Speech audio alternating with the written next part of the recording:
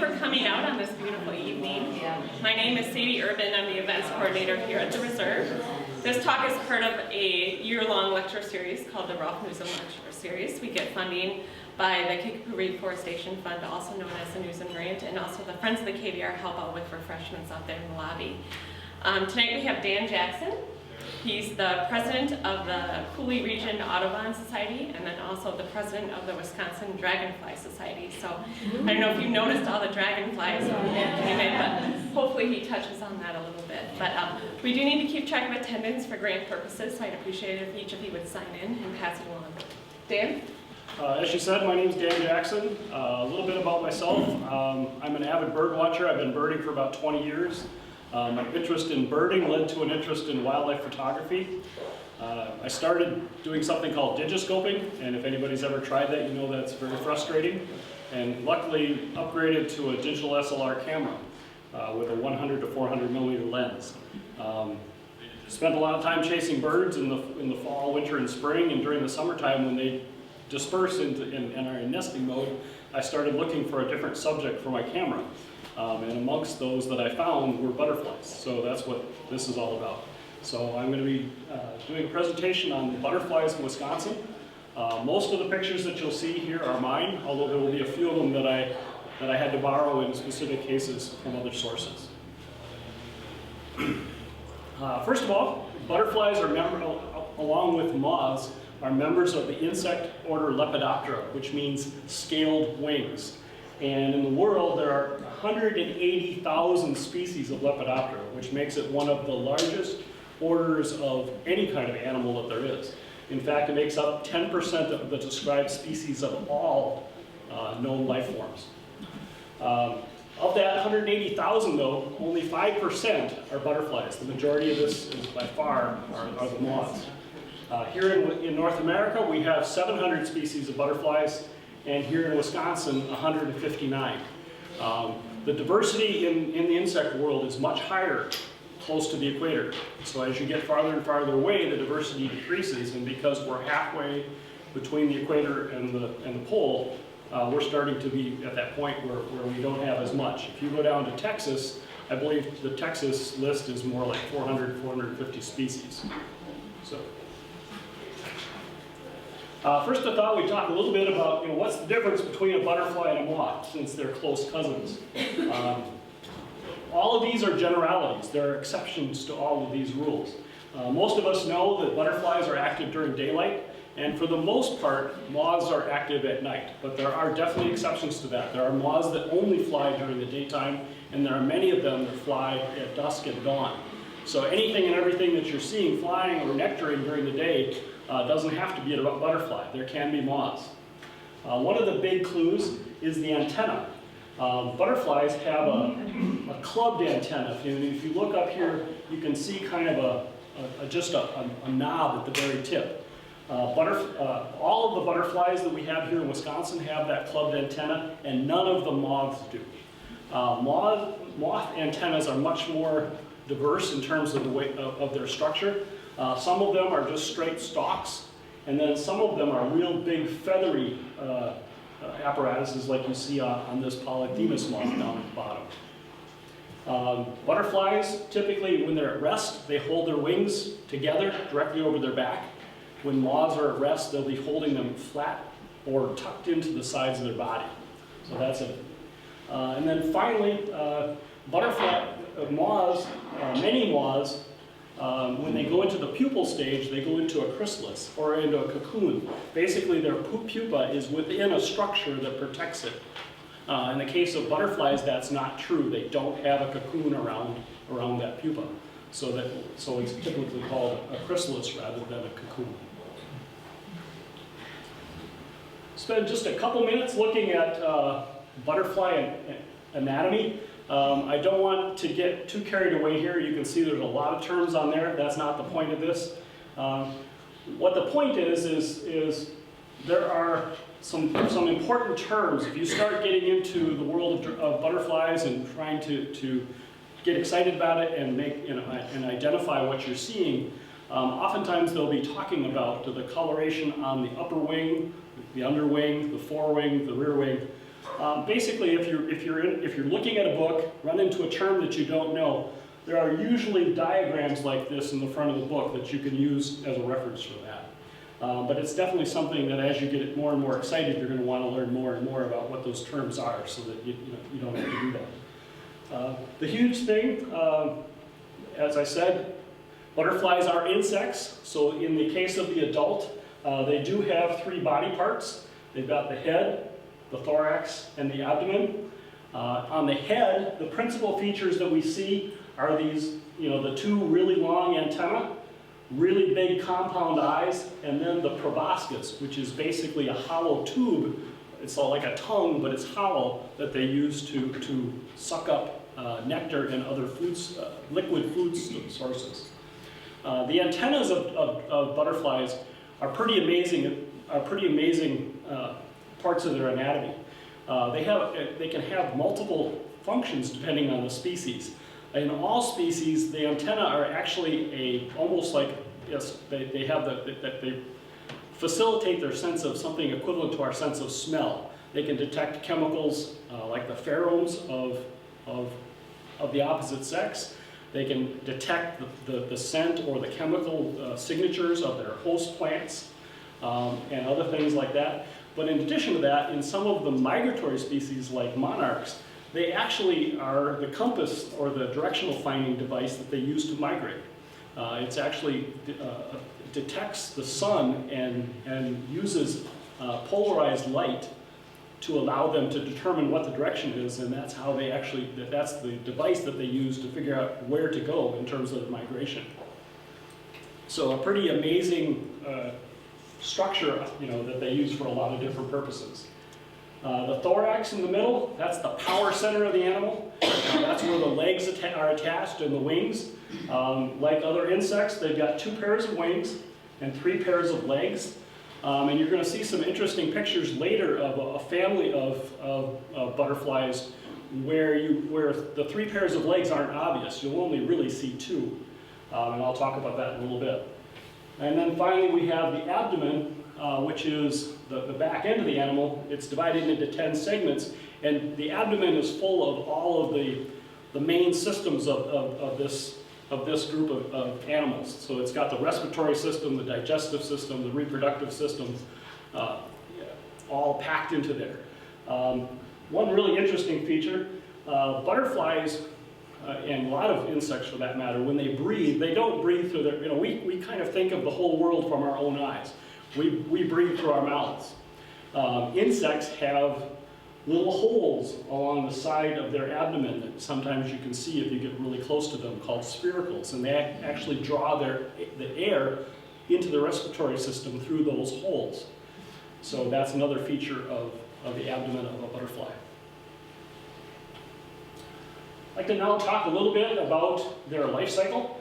The life cycle of a butterfly has 4 distinct stages. I think she mentioned that I'm also into dragonflies. Dragonflies are very different in that they only have a 3-part life cycle.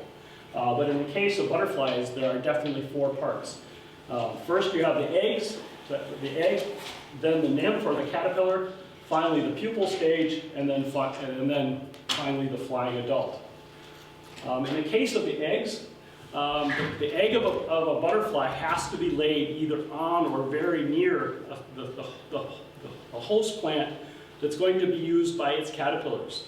There are some species of caterpillars that are, pretty oblivious to the, they can eat almost anything, but the majority of the butterflies, the caterpillars are very specific and only will eat very specific either species or genuses of plants. So for instance, a lot of people know about the monarchs and they only eat milkweed. Black swallowtail, it's basically members of the carrot family. So the host plants are very, very important in terms of where you're going to find specific species of butterflies, because that's going to be the determining factor of whether the habitat that you're in is appropriate for that species. The eggs are, as I said, are either laid on or near that plant. In some cases, in some species, they will actually overwinter in the egg phase. The egg will go into something called diapause. It's basically just hibernation state where it doesn't develop and wait for spring, and at that point it will develop and the caterpillar will emerge. In other cases, it may hatch immediately, which is typically after about 2 to 3 weeks. In some cases, the females will lay 1 egg at a time, and in other cases, it's just masses. This is a picture of a female monarch that I took just a couple weeks ago, and you can see that she's landed on a milkweed, and has wrapped her abdomen around, and she's depositing an egg on the underside of that leaf. This is a really close-up picture that somebody else took of a monarch egg. This literally would fit with a lot of room to spare on the head of a pin. It's a very, very tiny little egg, and it's almost always laid on the underside of the leaf of a milkweed plant. As I said, the next stage then will be the caterpillar or the nymph. To me, these guys, I like to call them a mean green eating machine. Basically, their job is to eat as much as they can and grow as fast as they can, so they become, they develop and become big enough to go through the metamorphosis and become a flying adult. They start off really tiny. Like I said, that egg was small enough to fit on the head of a pin, so that this is the caterpillar that has now emerged. So they're just a tiny little creature. And of course, immediately they're going to start to eat, and as they eat, they are going to start getting bigger.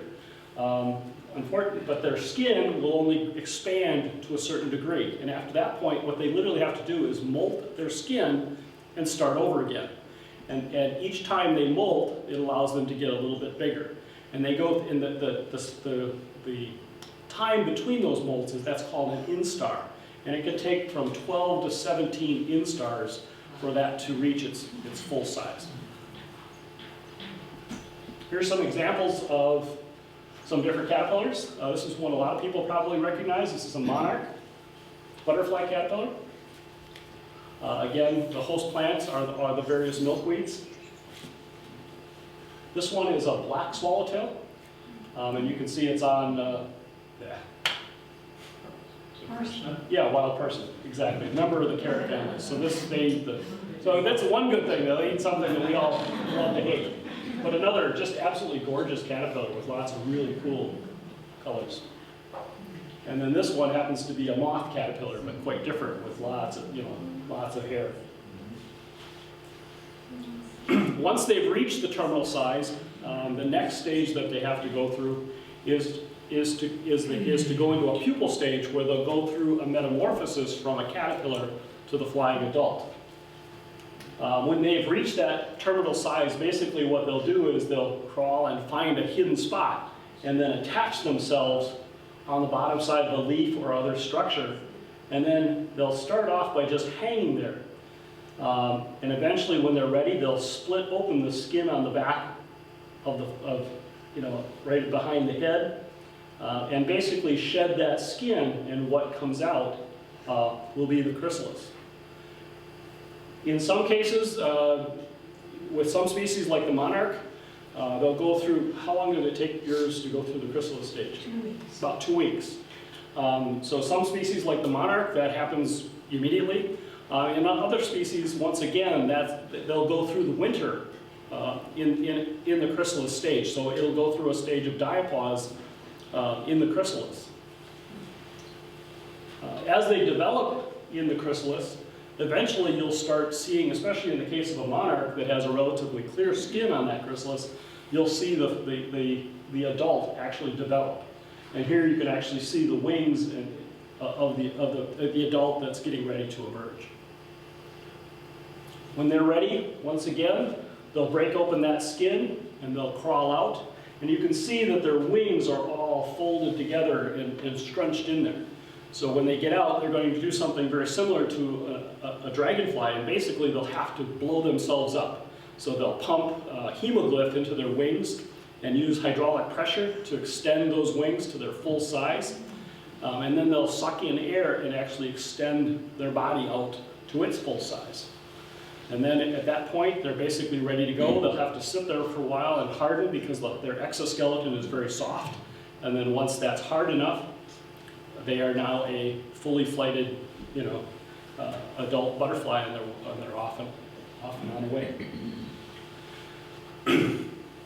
With the adults, their primary goal obviously is reproduction. They need to find a mate, and mate, and have the females lay eggs and start the next generation.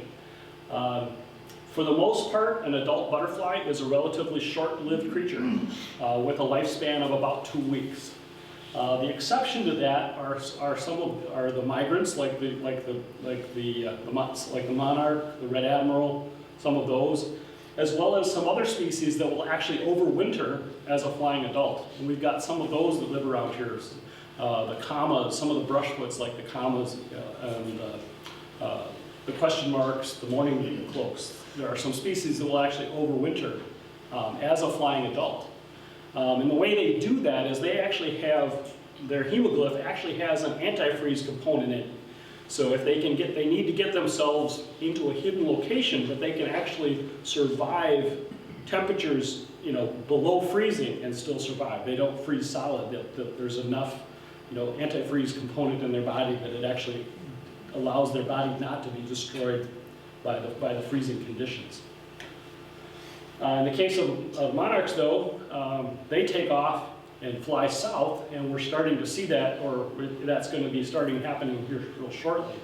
And I don't know if you know their life's history, but that group, that species, basically flies into central Mexico, into the highland mountain region, and they congregate in some of the forest regions and literally cover the trees. And then they go into a state of hibernation, and then in the spring, those adults will start flying back. Those adults do not come all the way back to Wisconsin. They'll fly part of the way, they'll lay eggs, and the next generation goes the next leg. And it can take 2 to 3 generations to get all the way back up here. One of the issues with that is the monarch specifically is very dependent on milkweed because that's its host plant. But there's some areas of very intensive agriculture between us and Mexico, and those are the regions where it's very hard for that species to cross that region because that host plant is disappearing. Once the adult has emerged, like I said, their primary purpose is reproduction. So basically what they need to do is find and attract a mate in the case of a male. Oftentimes you can watch some of their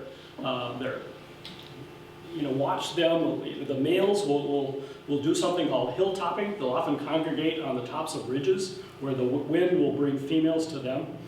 And the females will start looking for their mates. Butterflies can see in the ultraviolet as well as the spectrums that we can. And even a species as plain as the little yellow butterflies that you see in alfalfa fields, oftentimes the females will have special scales on their wings that actually light up in ultraviolet light. And as they fly, they'll flash and let the males know that they're coming. In the dragonfly world, mating is pretty much a rough and tumble thing. When the female comes to the location where the male is, he just basically catches her. In the butterfly world, though, the females are much more selective, and basically they need to be wooed and have to approve of the male. And so oftentimes you'll see multiple males flying around a female, dancing, or if the female's on a plant, if you watch, you'll see males come and they'll sit and they'll fly around her trying to attract her attention and get her to accept them as their mates. This is a pair of least skippers that are actually mating. So they've joined, and there'll be a transfer of sperm. Once that is done, she will use that to fertilize her eggs, and she'll be ready to start laying eggs. Here's a pair of mating eastern-tailed blues, same thing. Of course, one of the problems before they can lay their eggs is they need to survive. And there are a lot of predators out there, birds, Dragonflies, I don't know if how many of you noticed when you walked in there was a huge swarm of common green darners flying around here. Well, this is a common green darner right there that has caught an eastern tiger swallowtail. This was kind of hard to watch because if you look, you can still see the head here. It actually ate it from the back to the front. So that poor tiger swallowtail was alive most of the time it was being consumed. This is another predator. This is an ambush bug. And I don't know if you can see it, but its proboscis is right here, and it's jabbed it into that cabbage white butterfly. You can see the proboscis on the butterfly is wrapped around the ambush bug's leg. These bugs are a very potent predator in the insect world. I was absolutely not aware that they existed until I was out taking pictures of butterflies one day, and I was watching this little itty black common sooty-winged butterfly, nectaring on a little purple flower, and all of a sudden it thrashed 4 times, and then it was dead. And I was like, what just happened? And all of a sudden the butterfly got pulled into the flower, and it was, it was half gone. And I opened up the flower, and this is what I saw inside, was this ambush bug. And I don't know what kind of poison that they have, but insects don't die easily. I mean, if you catch, an insect, you can almost take parts off of them, they'll stay alive for an extended period of time. But literally that butterfly that was bit by this insect was dead in seconds. So hopefully nobody's trying to figure out how to use that for anything. What I'd like to do now is go through some of the species that we have in Wisconsin. Again, we have 159 different species, and that's spread across 6 different families. The first family I'd like to show are the swallowtails. This is the family Papillionidae.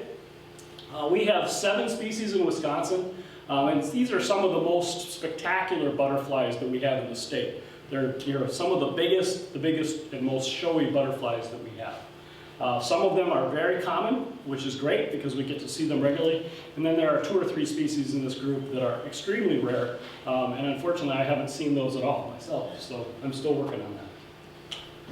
This one is very common in our region. This is the eastern tiger swallowtail. This one just emerged, so it's really fresh. Oftentimes, they get the swallowtail name by these long tails on the hind wing, and oftentimes those will get broken off. But this one obviously is very, very fresh, probably just emerged a day or so before I took this picture. This is a male. The females can be yellow like this, but they can also be black and look more like a black swallowtail.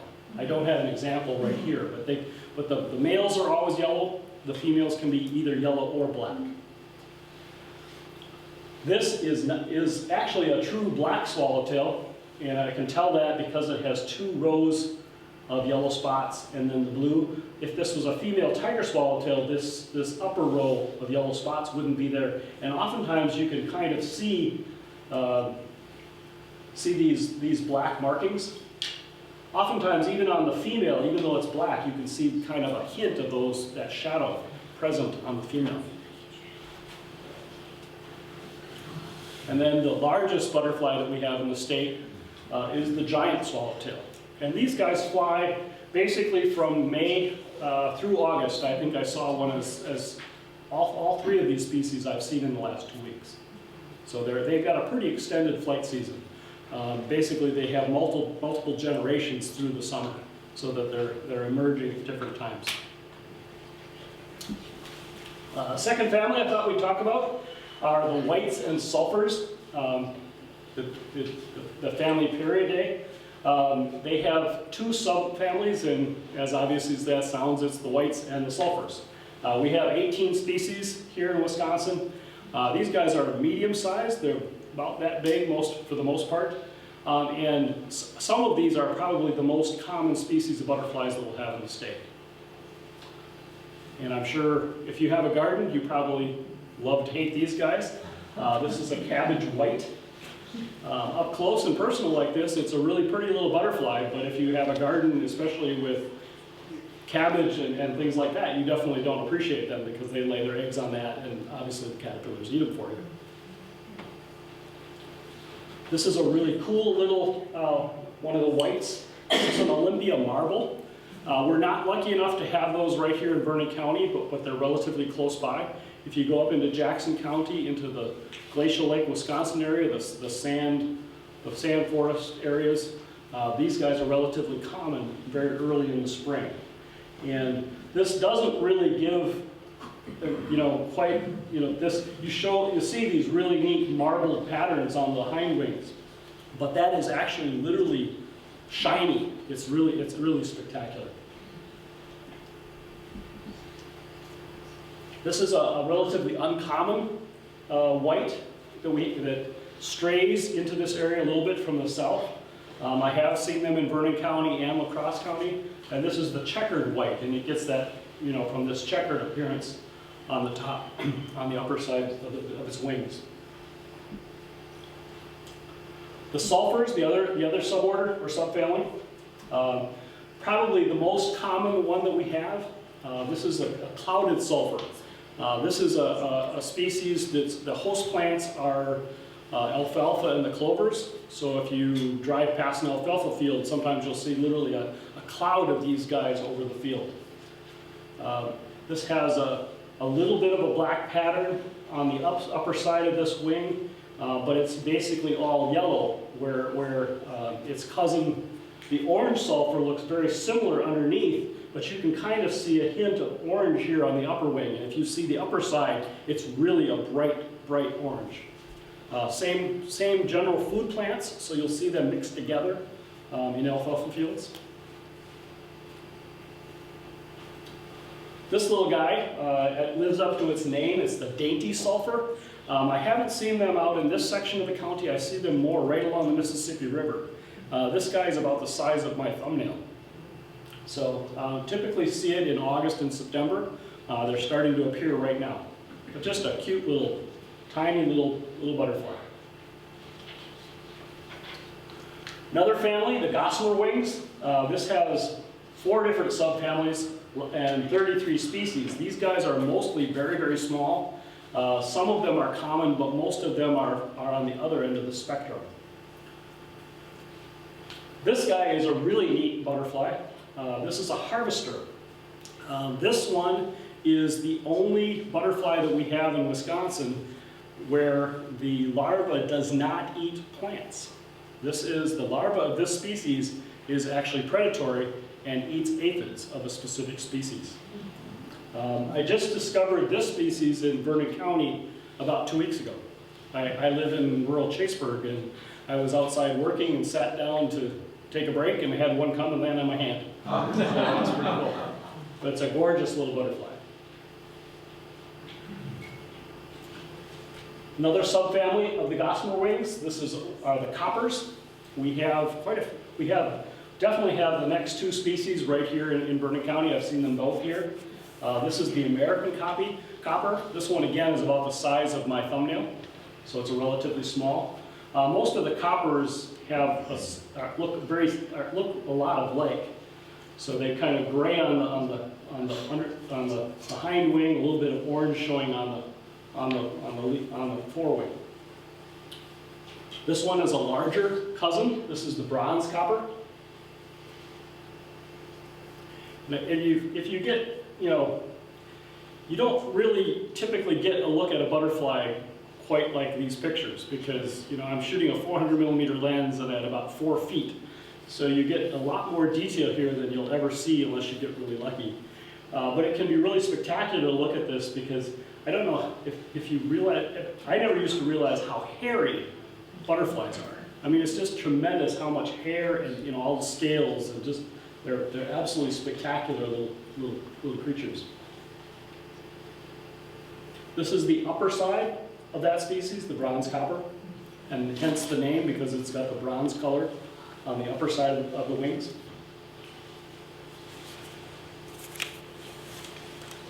Another subfamily of the gossamer wings are the hair streaks and elfins. We have quite a few different species, and quite a few species live right here in Vernon County. They're not typically out on flowers, so oftentimes, unless you're really looking for them, you may not notice them. In addition to that, their food sources are typically the trees, oaks, cherries, things like that. So they're often in the woods or on the edge of the woods. If you start becoming aware of them and you go out in a pasture or something and watch the underbrush right at the edge, you'll start to see them. But until that point, they might be there and you may just pass them by. This one is a banded hair streak. Real interesting little tails and coloration.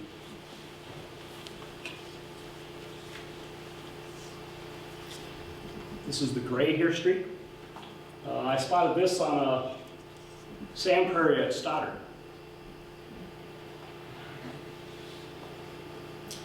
Again, oftentimes they're totally different from underneath and on top. So this is the gray streak. This is the upper side of the wings of the gray hair streak. Just quite a different story from top to bottom. This is the only green butterfly that we have in the state of Wisconsin. And it's a juniper hair streak, so we actually have it in Vernon County with all of the red cedar or juniper that we have here. That is the larval food of this butterfly. But again, unless you're tromping around in those stands or close to them, you may never realize that the species is right here. This is a really unusual species. This is actually a species that's typically found far to the south of here. It extends as far as southern Iowa. But every once in a while, butterflies, just like dragonflies, individuals take off and go for a trip. I was lucky enough to be walking along a trail along the Mississippi River and spotted this flying. And when it's flying, the upper side of its wings are a beautiful metallic blue. The problem is it never perches with its wings open, so you can't get a picture of that. But I did take a picture of it, and when I went back and started looking, this diagnostic white M is how you identify that species. But it was literally one of the only individuals. I think this was the second individualist species that had ever been seen in the state. So you can get lucky sometimes, even if you haven't. This was the first year I was looking at butterflies. One of my favorites. This is an eastern pine elfin. This is, again, typically found in more of the sand country areas, like in Jackson County. But just a gorgeous little butterfly. It's sitting on the flower of a willow.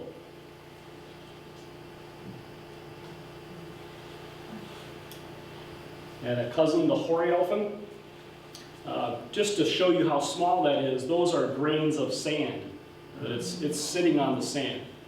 So that's how, this guy is, about the size of my fingernail on my pointer finger. The final subfamily in the gossamer wings are the blues, and we have maybe about 10 species of blues in Wisconsin, ranging anywhere from very common to very rare. This one is called a spring azure. It's typically the first butterfly that I'll see flying in the spring. I have seen these guys, and they would be new emergence. So I'm sorry, the first newly emerged butterfly that I see in the spring. So oftentimes they're flying in April. And they actually have two broods. There's an early spring version and then a late summer version, and they actually look different, but they're the same species, and they're just different. Different broods of the same species. Another example of a blue. This is a Rheakurt's blue. This is another very unusual butterfly that's typically found a lot farther south and west. We found this one way up in Bayfield County, but it's typically found in about the same area as that white M hair streak that I showed before. And then I showed you this picture before, but this is another example of a very common blue that we have that typically fly in the second half of the season. So basically from mid-July through the month of August. So they're out there flying right now. So if you went out into you know, a meadow or something like that, you probably could easily see these guys flying around. They're, again, about the size of my thumbnail. The meadowlarks, another family.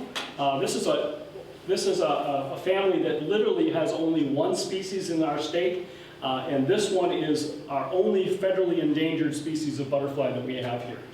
And as far as I know, it has a very specific food plant, and it has a very limited range in some bog areas in Ozaukee County. Unfortunately, I got to see them, but the individual that I could take a picture of looked like it had put up a fight with somebody. So he's kind of beat up. But this is a swamp meadowlark, so a federally endangered butterfly.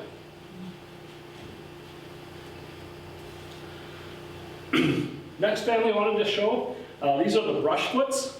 Before I was talking about how butterflies as insects have 6 pairs of legs. Brushfoots have, I mean, not 6 pairs, 6 legs, 3 pairs. Oh, let's try my math. The brushfoots are an interesting family in that they have 3 pairs, but you only will see 2 pairs. The lead pair of legs have become vestigial and are no longer used to perch. So they actually have become modified and they almost look like an extension of the head. So as you go through, as I show you these pictures, just just kind of notice that you're only going to be seeing 2 pairs of legs for all of these. There are lots and lots of subfamilies of this group, and this is a huge family of butterflies in Wisconsin with 49 species. These guys range from medium to large. So this is one real odd duck. This is an American snout. And it gets its name, obviously, from this crazy-looking structure, the shape of the head. Relatively widespread, but not very common.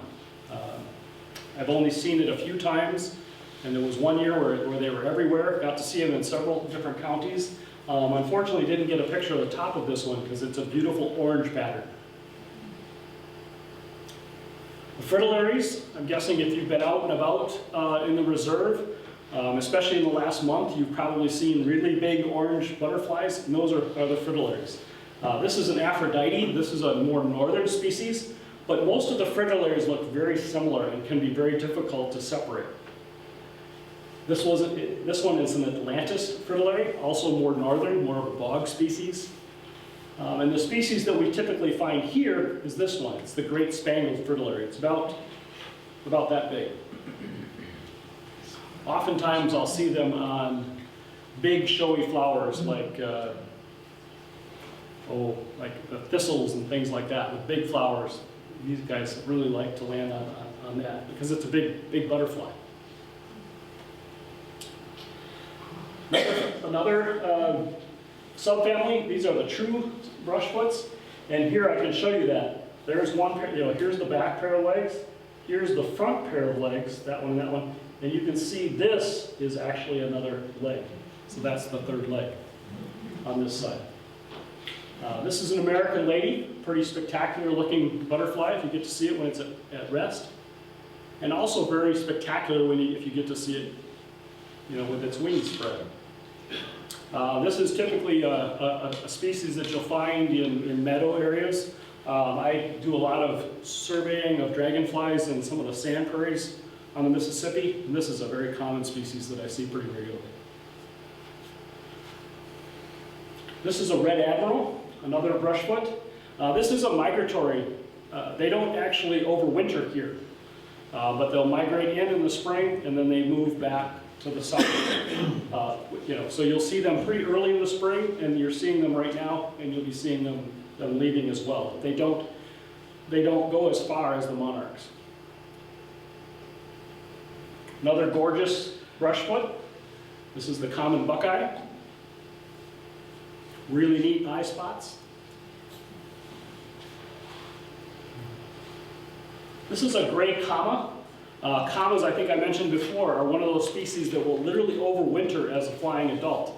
So they actually are emerging. The ones that you'll see next spring are actually emerging now. They will lay eggs already now, and then they will some of the adults will be able to find nice secluded places to stay, overwinter. They'll overwinter, and if you get a nice warm day, even in early March, you might see these guys out and about flying because they've been actually able to resuscitate themselves, by warming up. So, so it's actually a species that can overwinter as an adult.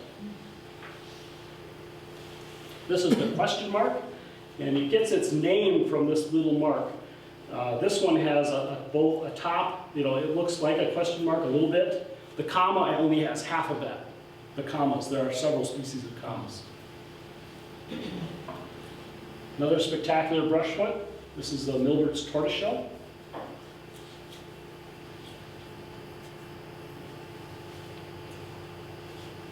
Some of the brushfoots are pretty tiny. These guys are out and about flying right now. They're probably only about the size of a quarter. This is a pearl crescent. We have 3 different species of crescents in Wisconsin. Another of the subfamilies of the brushfoots are the admirals. This is a red spotted admiral. This is actually a really interesting species because depending on where you see this in Wisconsin, it will look different.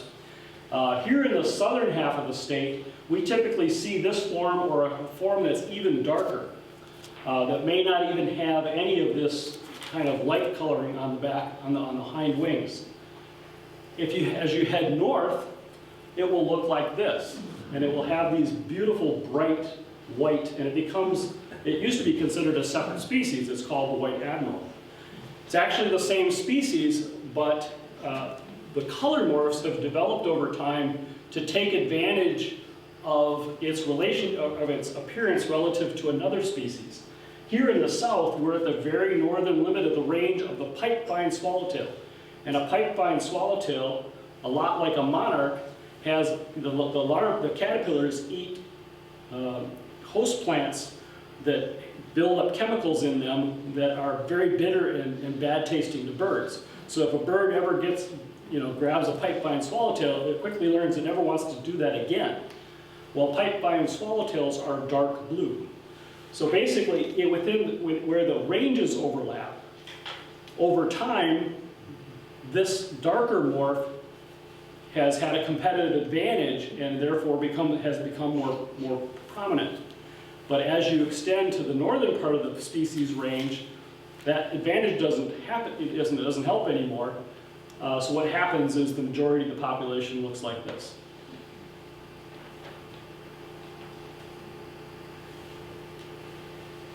Another example of something very similar. This is a viceroy. And this one has the bright orange color of a monarch, but it actually is not bitter and poisonous to birds. But because of its appearance and the fact that it looks so much like a monarch, which is poisonous, it basically has a basic way to become avoided by birds. So its coloration and its mimicry of the monarch is what helps it to survive and not be as heavily predated by birds. Another group are the emperors. We have 2 species in Wisconsin. This one's the hackberry emperor. They typically fly in June and through the first half of July. And then this is the tawny emperor. And you can see in this case the proboscis. This is a male, and he is basically sucking up minerals from the wet soil. It's a behavior called puddling, and it's typically the males that will do that. And they're basically getting the minerals that they require to become sexually mature. So they're finding certain minerals in the wet soil. This is the top side of that one. Another subfamily, these are the satyrs. These are typically butterflies that are found pretty far into the woods. They're often in very shaded areas. Oftentimes they have a real distinct, they have a flight that they bop from side to side. If you're walking through a trail in the woods, you'll see a butterfly that kind of swings like this. Those are the satyrs. This is the common wood nymph. And another one, this is an Appalachian brown. And then the most common one in our area is the little wood satyr. So if you're in a kind of a field that's going back, you know, being encroached by brush and stuff, oftentimes these guys will be found in the little brush pot, you know, the little brush clumps on the edges of the woods. Another satyr, a member of that family, is the common ringlet. This one is an amazingly hairy looking little critter. Just look at all of the hairy fringe basically all around the whole animal.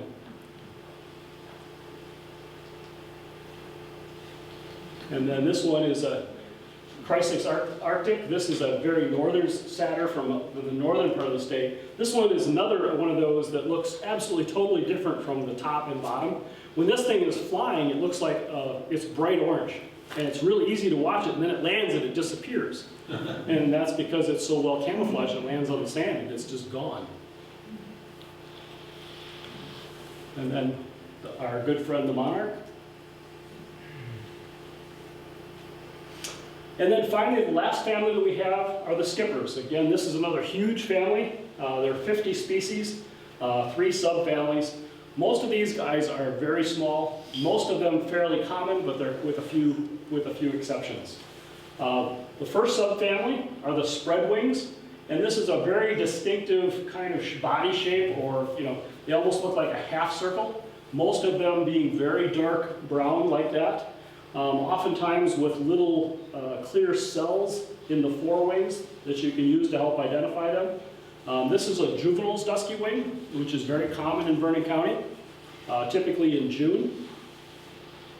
This is an exception in that this is one of the only ones that shows any white in it at all. But it's a spectacular little, and this one's the common checkered skipper. I talked before about watching a butterfly getting sucked into the plant. This is the species I was watching. It was this little common sooty wing, and this is actually the species of plant that it was on.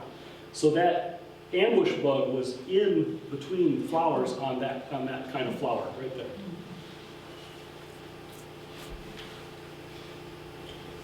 This is a skipperling, a different subfamily of the skippers, and there is only one species in Wisconsin. It's the Arctic skipper. These are typically found a little bit farther north of us, Jackson County, Monroe County, especially in the more boggy areas. They can be very common there, but I have not found them in Vernon County yet. So this is the upper side and the underside. And then finally, the grass skippers are some of the smallest butterflies that we have. To me, they kind of look like their wing configuration when they're perched. Kind of looks like the tail configuration of an F-14. So you've got some that are the back or the hind wings are typically flat, and then the fore wings are often held at about a 45-degree angle, so that it gives you that kind of very distinctive perched look. This one's a Delaware skipper. For size, that is the flower of a red clover. So this guy is, very tiny. Here's that very distinctive. This is the fiery skipper. And you can see that it's proboscis there. And they have a very distinctive, the skippers have very distinctive clubs in their antenna. Instead of being kind of rounded at the top, they actually are pointed, so you can kind of see it. It's kind of comes up to a little point. This one I have found on my property in Vernon County. This is a hublock. And another one, the sachem. And I thought I'd throw in a couple of moths just for kicks and giggles. Have to appreciate the big ones, the big silk moths. I'm lucky enough to live out in the woods, and every once in a while I get lucky enough to have one of these come and land on my house. I typically, in the summertime, especially in June, I purposely leave my lights on as long as I can and go out several times to see if anybody's come. And I'm always really excited when I get a Luna moth. Or a Polyphemus.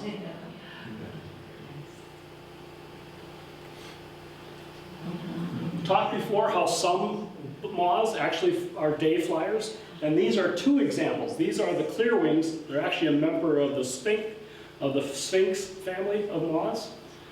And this is actually two different species. This one over here is the hummingbird clearwing, and it flaps its wing like a hummingbird. And then this one is the snowberry. And one time I was walking up on my mother's house, and there was a clump of monarda, and there were 15 clearwings in this clump. And it was a mix of the two species. And I was lucky enough to be sitting there when these two different species came to the same flower. And they purposely stayed exactly opposite each other.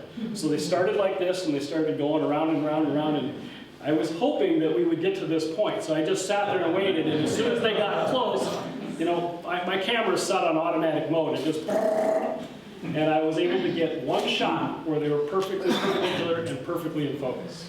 So there's a guy that really, really, really likes Sphinx moths. And when I showed him this picture, his comment was like, oh, wow. So it's hard to get one of these guys in focus, but to get two of two different species is... Every once in a while, when you're out and about, really paying attention to things, you see really, really weird things. And I was out and about, taking pictures, and I was taking pictures of clearwings, and all of a sudden I noticed this one just hanging there. And if you notice, it's literally tongue-tied. It's hung by its proboscis. And I really have had no clue for a long time what happened here, except this year I was out, and I saw one hanging like that, and when I went over to investigate, one of those ambush bugs had hold of it. And my guess is what happened was this one had stuck its tongue, its proboscis, into this flower. The ambush bug got it. It must have flipped and therefore caught itself on here. And then when the ambush bug was done and it was dead, when it was done, it just left it, and that was the carcass just hanging from the flower. Another of the sphinx moths. This is a white-lined sphinx feeding on a thistle. And then I love sphinx moths, so I'm always out. This one's a walnut sphinx. I've seen 7 or 8 or 9 species of sphinx moths that come to my house at, especially in the month of June. When I was out chasing dragonflies once, I ran into this one and was just amazed by the colors and the configuration. And I love these big fuzzy feet. Almost, it reminds me of like a snowy owl's feet. And then a really strange looking moth with almost like the openings of a violin on its wings. That's a celery looper.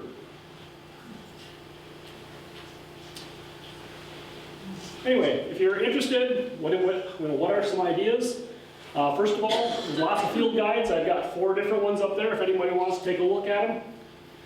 Nowadays, the internet is obviously a spectacular resource. And here in Wisconsin, we're exceedingly lucky because a gentleman by the name of Mike Reese has developed the Wisconsin Butterfly.org website. And he literally has a website that's dedicated to the butterflies of Wisconsin. And it's really neat in that you can actually submit your sightings there. And typically, if you're a beginner, try to submit those with a picture, and he will help you identify them if you can't yourself, and very gently correct you if you somehow goof up, which is very nice. So anyway, the internet is a great resource if you get interested in any kinds of insects. And then finally, just get out there and have fun. Personally, I prefer to do it with a camera, but also if you can get close focusing binoculars, you can watch them that way. There are some great binoculars out there that can focus as close as 3 feet, and that's really important if you're not going to take pictures. But like I said, have fun. And then finally, there are actually field trips. There is a National Butterfly Association. And there's a pretty strong group here in Wisconsin, mostly centered around Madison. But I know that on the 4th of July, they do a butterfly count at the Trumpelow Refuge. It might be kind of interesting to try to get a butterfly count going here on the reserve. That would be, and there's some great resources in Carl Legler, Mike Reese, and so on that would be great fun to try to get that going and kind of, fire up that interest a little bit more.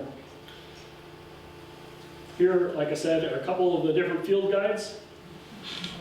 In terms of resources, these are what I was talking about before. It's just wisconsinbutterflies.org, but if you do a Google search on Wisconsin butterflies, this is the site that will pop up. From a national perspective, the National Association of Butterflies, NAMBA is their site. And then finally, if you're interested in any kind of insects, if you ever see something and you want to get help identifying it, just remember that website, bugguide.net. Bugguide.net, if you sign into it, you can submit pictures, and it is hilarious. I think there is a group of entomologists that have nothing better to do than to sit there and wait for sightings to get posted in hopes that they can be the first one to identify. I have literally posted spiders, flies, wasps, butterflies, dragonflies, and have had IDs in as little as 5 minutes. Wow. I mean, it doesn't always work that way, but I mean, there are times when I'll get an answer in 5 minutes. Any questions? Yeah. Your photos are amazing. I'm curious, on an average outing, how long are you out and how many species do you see? A good butterfly outing is probably 20 species. I mean, that would be a really good day. Typically, I'm out chasing everything. I'm probably more focused on the dragonflies, but I'm constantly looking for both. So, yeah, anywhere from 5 to 20 species, depending on the habitat, the season. June is the peak for lots of different insects, so that's the best time. But in the right spot, if you get to, with a lot of varied habitat, you can find a significant number of species. I think at that Trempealeau count that's done on the 4th of July, that one ranges anywhere from 20 to 30, because that's a pretty interesting set of habitat there. So, yeah. If we were to do a count here, what would be an optimum time? Late June, early July. Yeah, that's kind of that's kind of a peak in terms of the number of species, but you wouldn't see all of the species that's found here through a year because different ones fly throughout the flight season, which will start, as early as April and go as late as right now. Yeah. Sorry, go ahead. When a field guide tells you how big something is it wingtip to wingtip? Depends on the field trip. Some of them will show you an outline, and then it's basically, it'd be from the top of the wings to the back, kind of the lower hind wing. So it'll oftentimes kind of show you. Not this way? This Kind of, well, if you sit with a butterfly like that, it'll be from here to here. Can you show us on a picture? From here to here. Oh. when closed. Like Closed, yeah, closed. Oh. So it's never when it's sitting open? it's- Typically, if they're talking about a closed. Thank you. Are there better butterfly watching days? Like today seemed to be a great butterfly day. They were everywhere. Other days I don't see many. Butterflies and most insects are cold-blooded, so they need a certain temperature threshold before they can start to fly. Their body has to be between 72 and 75 degrees, which means that the outside temperature probably needs to be at least into the mid-60s. And what they'll do is they can open their wings and absorb sunlight and then warm their body that way. Some of the bigger ones can actually vibrate their wings and their muscles will then generate heat, but for the most part the smaller ones need to absorb. So basically most of them won't start flying until it's 60, 65 degrees. So typically it needs to be sunny and warm enough that that they can get going. They seem to be a little more capable of flying when it's cloudy. I don't know if you've ever noticed, but when it gets cloudy, you don't see any dragonflies. Dragonflies totally disappear when the clouds come. And that has to do with the way they see in polarized light. and I think they feel that it's their vision gets impaired without the sunlight. Butterflies are tougher. They'll start flying a little sooner in terms of temperature, and they can handle a little more cloudy condition that a dragonfly can, but they're still it's very similar. It needs to, you have a certain lower temperature and also a certain, they can't get too hot. If it gets too hot, they're going to disappear into the shade and cool off as well. So depending, if it's a 90-degree day, they'll probably be flying early in the morning and late in the afternoon. If it's a day like today where the temperatures got into the 70s, they probably are going to be flying more midday to late afternoon when it's at the warmest part of the day. So it just depends, but if you kind of think about the fact that they're cold-blooded and they kind of drive from there in terms of that peak. So you're looking probably from 65 to 80 degrees as their temperature or 85 degrees that they're looking for. So I don't know if that, I beat that one to death. Yeah. Yep. Do dragonflies migrate? Some do. There are 5 or 6 species that I can think of right off the top of my head. So the ones that we were seeing out here when we first arrived tonight are common green darners, and that's definitely a migratory species. So we actually have 2 populations in Wisconsin. One that migrates in the spring. They lay their eggs immediately when they arrive. The adults die. Their eggs hatch right away, and then the nymphs take about 8 weeks to develop, and they're emerging basically from mid-August through the 1st of October. And when they emerge, they're going to turn around and fly south. They'll go to the Gulf states or maybe into Mexico, and then their offspring will come back next spring. So that's unlike the monarchs where the adults actually survive the winter in a torpor, the dragonflies go down there, lay their eggs, and they're done. We have a second population of common green darners, though, that actually overwinters as nymphs, and they'll emerge a little later. So you'll see some common green darners flying in the middle of the summer, and that's the non-migratory population. There's 2 2 saddlebags that migrate, 2 gliders that migrate, and then 1 meadowhawk that migrates. So we have, I guess, 6 species of dragonflies in Wisconsin that migrate. Yeah? Do butterflies actually drink water, or is it always just nectar and minerals? They're going to be drinking something they're drinking to get food or something that they need, whether it's minerals or whatever. So, some of them will be nectaring off flowers. Some of them use tree sap or rotten fruit. Some of them you'll see them on dung. If you see a pile of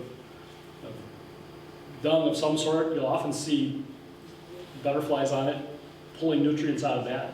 And then sometimes you'll see them just, sucking water and nutrients out of the soil. I'm sure sometimes they need to just ingest just pure water, but a bigger part of it is they're looking for the nutrients as well. Yeah? I sent you a picture of a large moth that I saw at my house, and I was amazed by your response when you said, there's so many butterfly species, but so many more moth species. I don't know if you touched on that, but it really blew me away. Yeah, so it's like almost 20 to 1. So, yeah, but in some of them, the moths especially, if you've ever turned on your lights at night and then gone out and just stared at the side of your wall, it's amazing how many species you might have. I mean, you might have 20 or 30, I've had 20 or 30 species of it. And sometimes only one of each, it's like, wow. Yes, sir. I might just add, here at the reserve, we have an ongoing project of trying to identify as many plants and animals as we can that live here. We're over 1,000 species now, mostly plants. But we are working at the butterflies and the dragonflies. And usually, the last week in June, first week in July, we'll do a butterfly survey. Okay, so I apologize. We're doing it, and this year we have 2 new species to the list. So that database is kept by Ben Johnston, whom some of you know is here on the staff. Johnston, right? And you can wait. You can. There's many. Oh, he's way behind keeping the data. I think we got a problem. A record keeping problem here. Telling you that my newest anyway. But you got the paper copy. Where we can find that. Yeah. What were your 2 new species this year? There is the Milbert's tortoiseshell. Yep. And Baltimore checker spot. You found that out right down here, Right, right? yeah. Yep. That's I should have put a Baltimore checker spot on this. I haven't added one. It's probably the most spectacular butterfly that I've ever seen. Yeah, do you have a picture of it? The Lord Baltimore's crest had black, orange, and white in it, and so the Baltimore Oriole, the Baltimore checker spot all get their name from that. And it's just, if you get a chance to look at it, it is an absolutely spectacular butterfly. So just black, whites, and oranges on its abdomen, on its legs, on its antenna, everything is just wildly colored. So this is really neat. But their host plant is a very specific, what do they call what is it called? Cinquefoil, It's a cinquefoil, that's not the one I'm thinking of. wild roses, viburnums, stogbane, Turtlehead. Turtlehead, yes, that's the one. Yep, and down in the marshes close down by the river, that would be exactly where you might find it. Yes, sir. You didn't mention Carter blue. What species does that belong to? It's a blue, so it was it was in the gossamer wings and then the subfamily blues. So the Carter blue is one of the it's actually it's part of the Melissa blue complex. It's another that is the second federally endangered species, and that one its host plant is lupin. So it's found very specifically in the central sands area of Wisconsin, where there's a lot of natural lupin. Is it only on wild lupin? No, but the problem would be if you established your own lupin, you might be too far from where its natural population is. So you might, even if you grow lupin, you may not get it because it may not travel and find Or it. about 20 miles. Well, Yeah. in Trempealeau there too, don't they have those lupin fields near there? Yeah, to the north and the east, I would think, Kind yes. of the east of. Yeah, of- and I'm not sure if it's there or not. I know Jackson County is kind of the center of its range, and they were just flying about 2 weeks ago. Kind of the peak of the Carter blue season is around the 15th They of look so August. much like the other ones. How could you ever tell them apart? Yeah, it's just, that's where, and to be honest, for me, that's where taking pictures of them helps, because I don't have to try to memorize all the details while I'm watching it. If I don't recognize, I'm at the point now where I can easily know what family, subfamily I'm looking at, so I know within a small group of species. But if it's one I haven't seen before, having that picture where I can really, The lupin isn't blooming. And it's blooming early spring. So Yeah. it doesn't require the flower. no, It's just a plant. the peak of the flight is more in August than early. I think some of them, and I don't know if they're double brooded or not, but I know there's a brood in mid, Okay. and that's the bigger of the broods. I see.